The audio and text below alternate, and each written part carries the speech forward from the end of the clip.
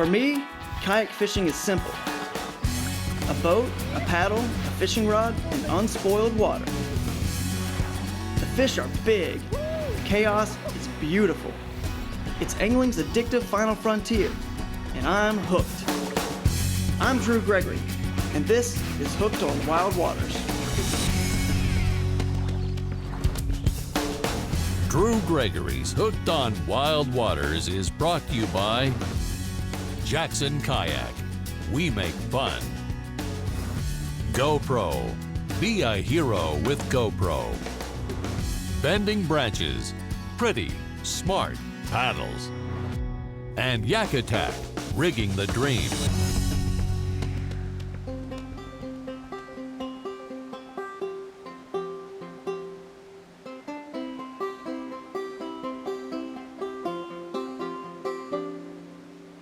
Looks like we got a nice spotted bass on here. Boy, this guy just tore over that log and hammered this jig. This makes getting up early worth it right here if I can land this guy. If I can lose it, I'm gonna wish I was still back in bed. My heart's gonna be broken. Come here. Come on, stay on. There we go, nice. Nice spotted bass right there. That is awesome. Check it out, Aaron. What's that? You can't hear me? Your way up the river? Which is the reason why I caught this fish, because you're not making noise? Okay, perfect. This is just a nice fish right here. Nice 3.5, 4 pound spotted bass. Not gonna complain about that. And one of my favorite parts is letting them go. Get some of that, get some of that. So there's nothing I love more than sharing my wild water passion with others, and particularly, of course, my family. My brother, Aaron, is probably one of the most unique individuals I've ever met, and we could not be more opposite in so many ways. Fish on. Fish on. Yeah. Okay, you want to wind them in? It's a perfect size for you to learn on. I gotta be on the show because I'm Andrew's brother, so that made it pretty easy right off the bat.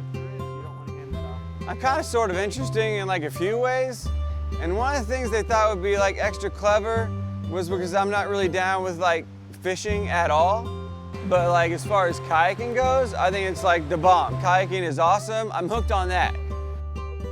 I'm gonna take him on this cool adventure, and spend some time together and share something we do have in common. But before we really get to the tough stuff in North Georgia, I thought, you know what? Let's just kind of get our feet wet a little bit and take an easier float trip down a calmer river in the middle of Georgia. If you can handle this, then I'll take him to the rough stuff. The wild water action right here, woo! Craziness up in here. Actually, it may be crazy when my brother goes down. There you go. Nice. Like a pro.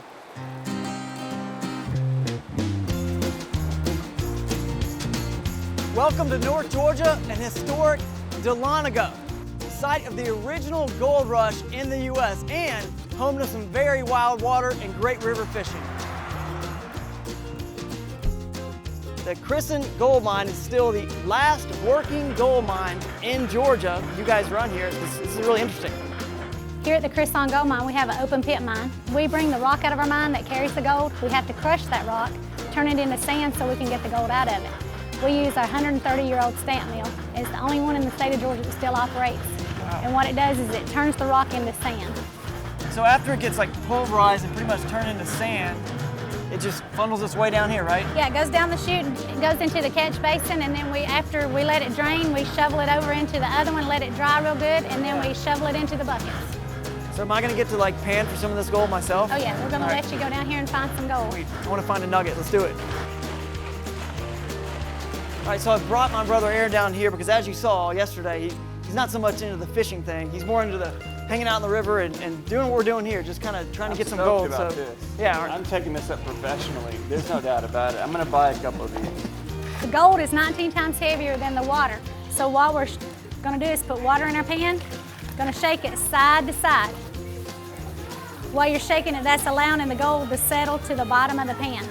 After you shake it up real good, you're gonna tilt it forward and pour all your water out. You're gonna just lightly wash some sand off the top.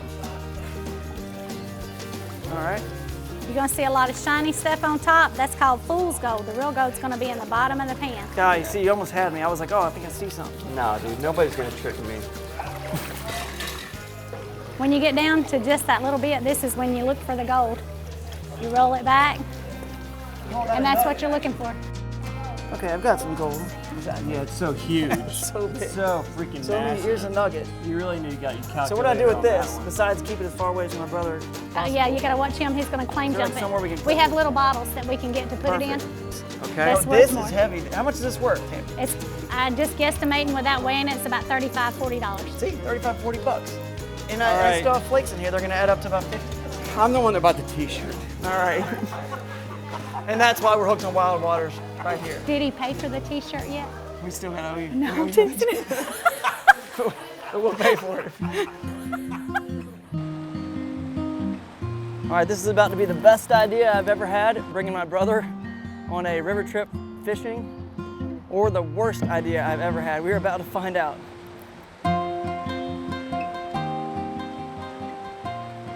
These rivers coming out of the mountains have cool water that big striped bass love, especially in the summer when the lakes they live in normally get really, really hot.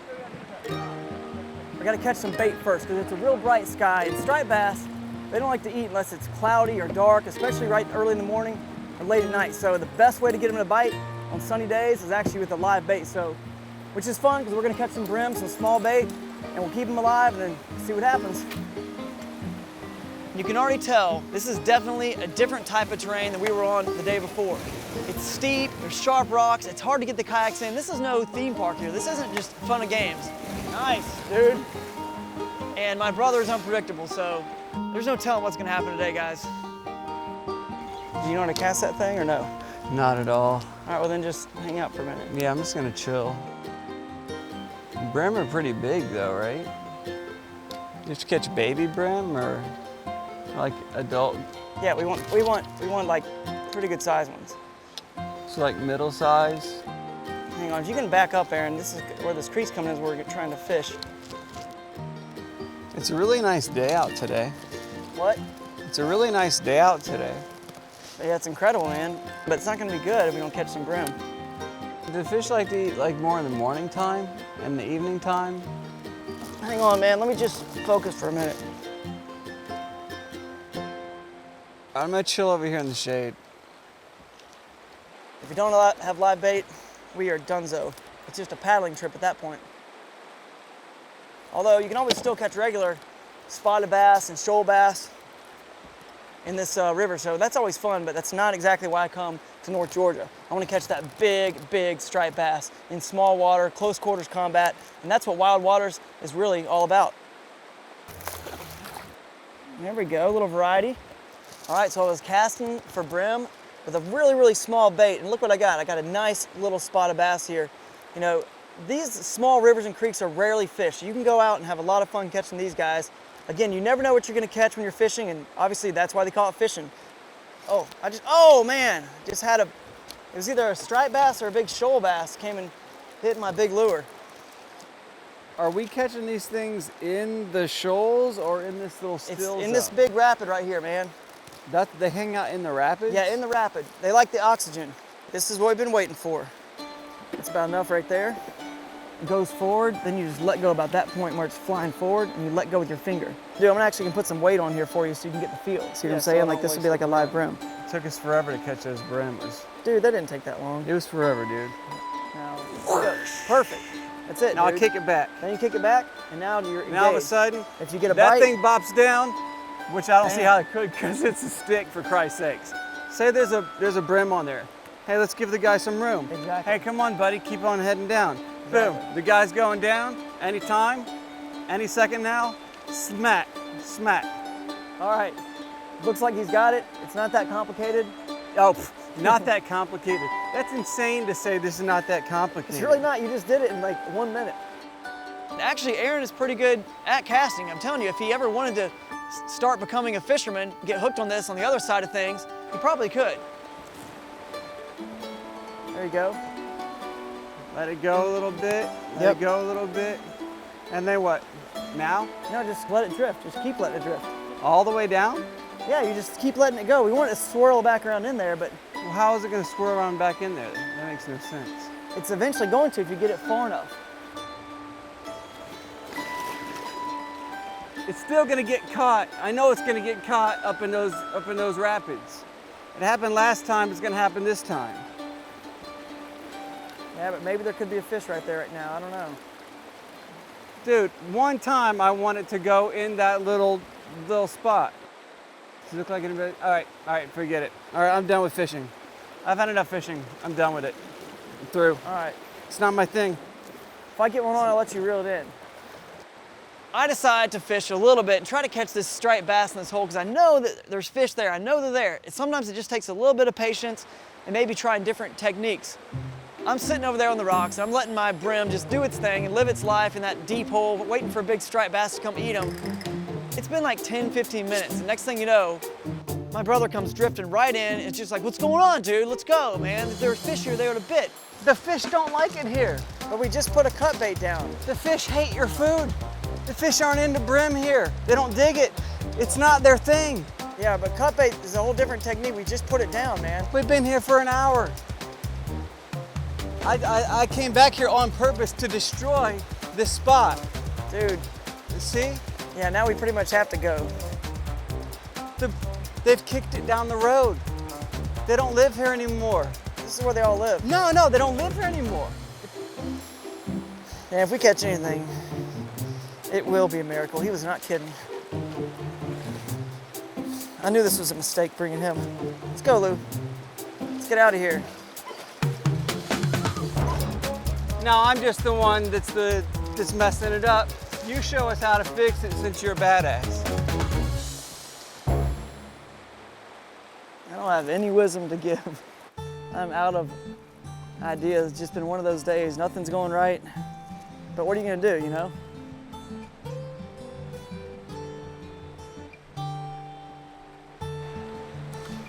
So look, I don't know what's gonna happen. My brother might flip over.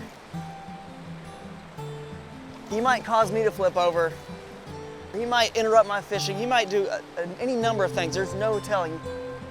He's totally unpredictable. But you know what? He's my brother. I love him, and this is the one way that, you know, he and I can kind of connect and bond, and I'm glad to have him.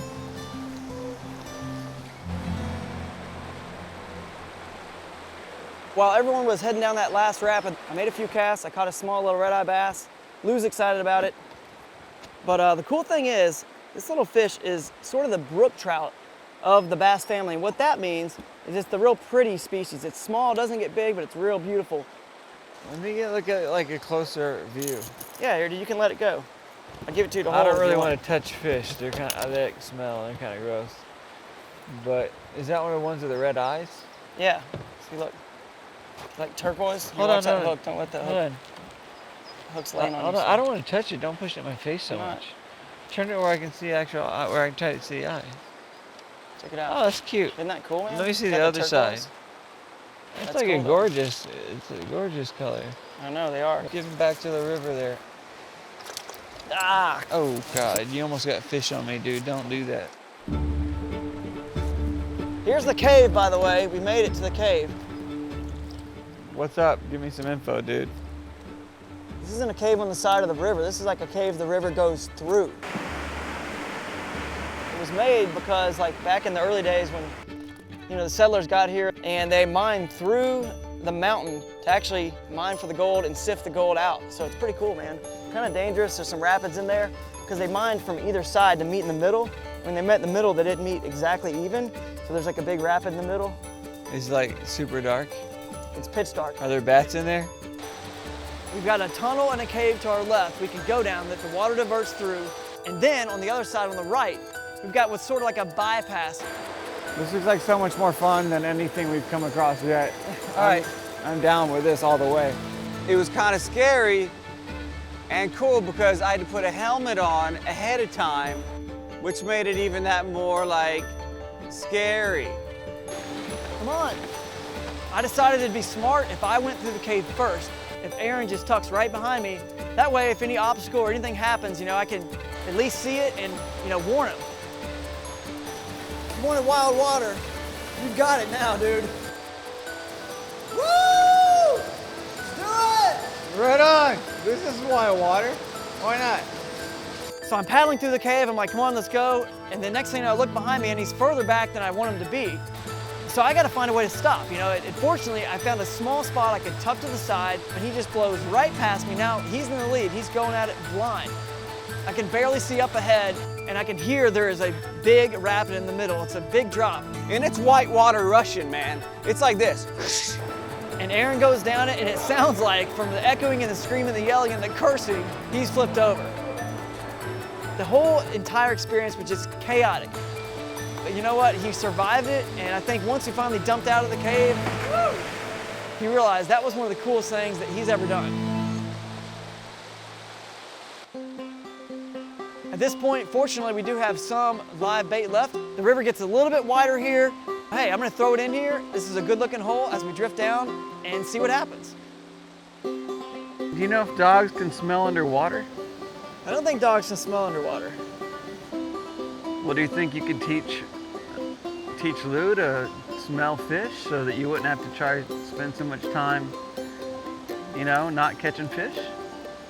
Yeah, well, thanks for the tip. I mean, maybe not a dog. Dolphins can go in fresh water. And like, how much would a dolphin cost? I don't know, man. Thousands of dollars. I don't know. I mean, Well, this is ridiculous because a lot of fish on. All talking about dolphins that smell your fish out and dogs that can sniff underwater. Hold up, dude. Let me check it out. Yeah, check this out, man. This is not the biggest fish I've ever caught, not the biggest striped bass, but at this point, after all that we've been through, this is probably one of the most special striped bass I'd ever caught in my entire life, and just a perfect way to wrap up this wild experience. 4 or 5 pounder there. That's gorgeous, Pretty man. sweet. We catch one right at the very end. You know, we've been through so much, I feel like I really deserve this fish. It's not Dude, the it biggest. took all day to catch this fish. Yeah. Hold on, I've never really touched a fish. Yeah, you should touch this one. We couldn't be more opposite. Can you believe this? This is my brother. How are we related, dude? It's fat, too. I have Like no when you idea. feel it. Yeah, they're eating healthy. Kind of spiky and slimy. Yeah, here. I don't want to touch it, dude. Hang on. You can let it go, all right. And you know what? There's still a little bit of that left. Let's keep fishing, dude. You want to keep fishing? We should No, paddle out. dude. Let's No, go. Let's keep please. fishing. It's only No. gonna take another 10 or 12 hours. No, dude. No, not gonna happen. I'm gonna keep fishing. It's like 3 minutes of daylight left. All right, It's like 3 minutes, All seriously. right, 3 dude. minutes. we'll go. Drew Gregory's Hooked on Wild Waters has been brought to you by Jackson Kayak. We make fun. GoPro. Be a hero with GoPro. Bending Branches. Pretty, smart paddles. And Yak Attack. Rigging the dream.